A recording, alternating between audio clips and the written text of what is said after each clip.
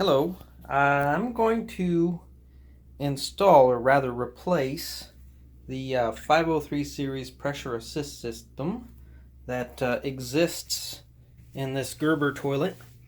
This toilet was here when we purchased the home about 4 years ago, and I had never seen or heard of anything like this. And the first few times we used it, we thought, oh my goodness, what the heck is going on? This toilet's about to blow up. Nevertheless, it never did blow up, and it's been a good toilet, I suppose, for the last several years. And I've worked on other toilets before, changing the innards, as we would say, and changing flappers and floats and so on, but I've never had to deal with a problem with this kind of toilet. And so when we started experiencing a dripping sound, constant drip, drip, drip, drip, drip, drip, 2 a.m. in the morning, this is the ensuite, and it gets annoying. You wake up and you hear drip, drip, drip. So I assumed, erroneously, that what was going on was that the seal between the tank and the toilet was allowing a little bit of water to escape, and that it was dripping into the lower part of the toilet. Did a search on YouTube, found videos by Sloan that suggested I would have to change this part right here, which is the cartridge. I followed their instructions to the letter, and started first by removing the original cartridge, inspecting it. It didn't look like there was anything wrong with it. I reinstalled it, tightened it down. It seemed to fix the problem for a day or two, and then all of a sudden the dripping's back. And it seemed to be getting, increasingly worse. So I ordered a replacement, a genuine replacement. It came in after a day or two, ordered it through Amazon, and it wasn't too bad, about $28. So no big deal, right? Get it in, take out the previous cartridge, install the new cartridge, and it's not working. It's still dripping. It's still dripping. Where is this dripping coming from? And I cranked down that cartridge down as far as I could get it to go, and it still was dripping. So, that's really aggravating and frustrating, and, I basically turned off the water, flushed the toilet, and left it off for a day as I kind of pondered what it could be. Came back to it the next day, was looking at it, and never thought to look in here, but realized, oh, wait a minute, there's water in the bottom of the tank. I don't know if you can see it. There's about an inch in there, and there shouldn't be any water in there. And that, in fact, what was making the dripping sound was the tank itself is compromised somewhere, and it is dripping into the pool of water that has formed inside the porcelain tank. So a quick call to Sloan and a discussion with them, and so they basically said, you got to put in a new tank. Okay, so here we are. We're going to put in a new tank, and I'm making this video because I could not find answers from other people, and hopefully this will be helpful for someone else. All right, here we go. First thing, of course, we did is we turned off the water, shut off all the way off, and I see there's a little bit of something dripping there. And then, of course, we flushed it. The water's gone. I had already removed the actuator. These parts were on here. Boop. And I had already removed them. Next thing I'm going to do is I'm going to actually save that cartridge because it's brand new, and who knows, I may need it down the road.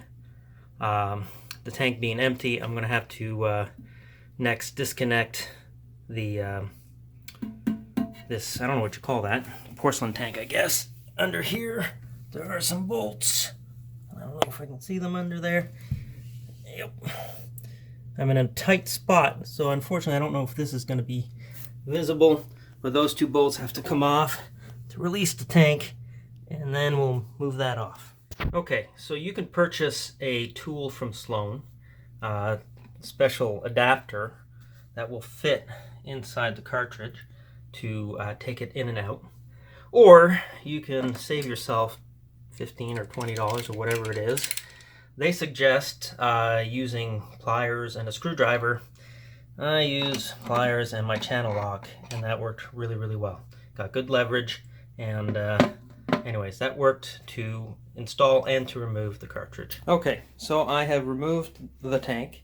That was easy enough. Of course, I removed the water supply as stated, and there were bolts coming through these holes, and they were held on by this, and they were hand tight. That was no problem.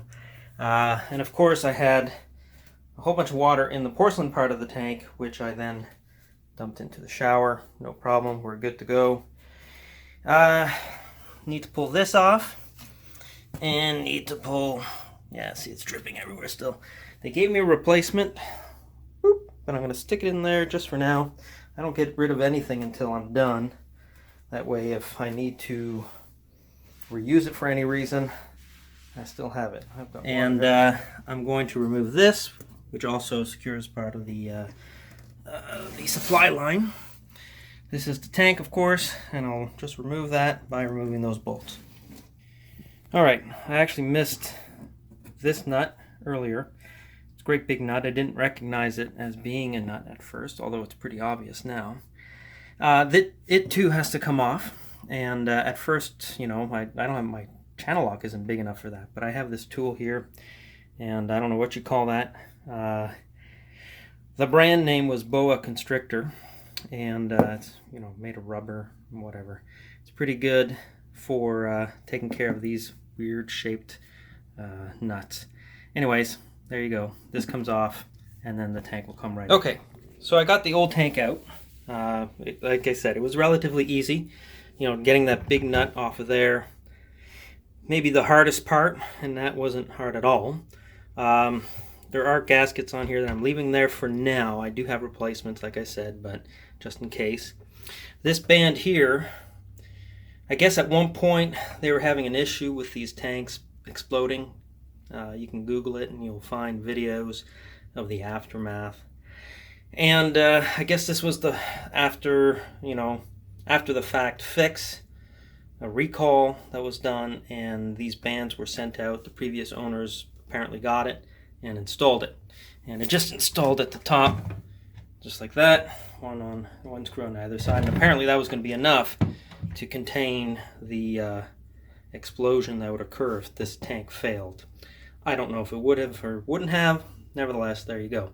At first glance, you know, when I'm looking at this one, I can see right away that there are some design differences between this one and the old one. One of the differences, if you look here, just the way it looks, you know, it looks a bit different there than it does here. There's no whatever pattern you'd call that. Otherwise, everything else looks essentially the same. The tank, though, the new tank is significantly heavier. When I say significantly, maybe 3 or 4 pounds heavier, which to me is significant for a piece of plastic. The new tank feels more sturdy, more heavy duty, and maybe it's just my imagination, but it certainly seems that way. Otherwise, it looks essentially identical to the outgoing damaged product. Oh yeah, I want to show you this. Let me just turn on the light here, if I can. I can't. Okay, I wanted to show you this, because if you're like me, you like to know how things work. And this part I'd never been able to see it before, obviously because it was tucked away underneath everything, blah, blah, blah. Anyways, this is the underneath look. This is view, rather. This is what it looks like. This is the part that goes in, and this is the part that when you push the plunger, I don't know if you can see that, the cross part pushes down, and that allows the release of the water, the pressurized water, evacuating the contents of the bowl. Pretty cool. Okay, so next step, of course, is to install the replacement tank. I'm basically going to be doing things in reverse in terms of how I took it out. And if you'll recall, basically, I mentioned earlier that they sent new everything, and I'm going to be reusing them, or sorry, not reusing them, be using the new stuff. You see this, whatever you call this, rubber deal. It goes in on here, and you see that one side is flat and one side has a ridge down, flat part up. This will meet up with the toilet, Once I insert the tank back inside the porcelain tank, this nut will come on here and secure, and then of course this great big thing is going to go over top of all that, and then we'll be reattaching all the nuts and bolts, these guys. Okay, so I've got the tank installed, and I've got the lock nut on under here tightened up, and then of course I've got this nut tightened up. One of the things I've learned in terms of working with porcelain and screws and whatnot, you want to go tight but not too tight. So some people have a tendency to over torque things. I'm not one of those people. However, especially important when you're working with porcelain, because you can crack it pretty easily. Now plastic parts, maybe they'll fail first, but I don't want to find out. So these are tight, but they're not so tight as to potentially break anything. They're tight enough, let's put it like that. And one more thing I want to show you. So you see in here the water inlet, there's like a mesh filter thing. If you start noticing a problem with your Flushmate, this may be somewhere to look. You can pull that out and replace it. If you have hard water, that can get clogged up. Evidently we don't have hard water here because the toilet in its present state has been here probably about 10 years, and this mesh wasn't clogged even a little. So anyways, there you have it. Next is to reinstall on the toilet on the base here. You can see we painted recently, but we didn't take the toilet off, so ignore that. Pretend like it's painted. Sorry, evidently I made a mistake, and I realized it after I got the tank back on. The mistake being that these bolts actually don't even have to come off. And I should have noticed when I was taking out everything that this is not connected in any way, shape, or form to the Flushmate tank. And so I really never ever needed to take these off, so you don't have to either. And what happened is when I got the tank back on, I used this on the underside over here, and then I had these bits left, and I'm like, what the heck, why do I have extra parts left? And then I was like, oh crap, I screwed up. So that was my screw up. Don't do that. You don't need to take these off, leave them on. All right? All right. So I had taken the tank off a second time because I reinstalled it using the wrong nuts, and now I've got the proper plastic nut in place, and you can see that gold colored whatever nut is in its place. And to tighten it, you know, again, you don't want to go too tight, but what you do is you put weight on top of here as you're tightening, and you get it into place and nice and tight, and it's actually pretty solid on there. I'm really confident. Okay, it's done filling. Now we get with the first test. I'm gonna push this, and there you go. Everything works as it should, and there's no water. I cleaned out the water, dried it up as best as I could. Everything's working fine. I'll be keeping an eye on it anyways. Nothing is leaking. Nope, nothing's leaking. And yeah, so there you go. Job done. Now what I'm gonna have to do is I'm gonna have to get the I don't know what you call this, the activator parts from the other one. They did not give me new screws and clips, so I'm going to take them off of there, put them onto here, reinstall everything, and Bob's my uncle, and I am done. Yahoo! Okay, job is done. The toilet's in, installed again, the tank is back on, everything's buttoned up tightly. There haven't been any leaks.